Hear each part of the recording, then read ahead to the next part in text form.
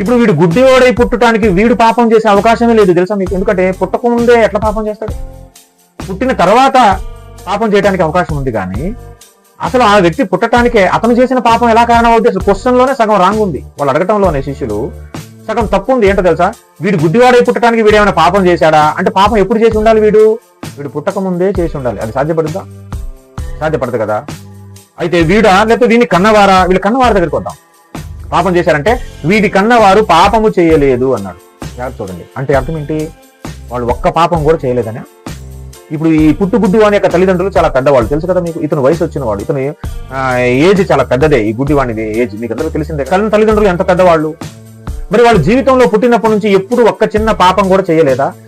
వీని కన్నవారు పాపం చేయలేదు అని ఏసి అంటున్నాడంటే దాని అర్థం ఏంటి? వాళ్ళు పుట్టినప్పటి నుంచి వాళ్ళ తల్లిదండ్రులు వీని కన్ని పెంచి పెద్దోని చేసేంత వరకు ఒక్క పాపం కూడా వాళ్ళు చేయలేదా? మీరు దాన్ని ఆ స్టేట్మెంట్ చేయగలుగుతారా? అలాగనుకుంటే అసలు భూమి మీద పాపము చేయని వాడు ఎవరైనా ఉన్నాడా?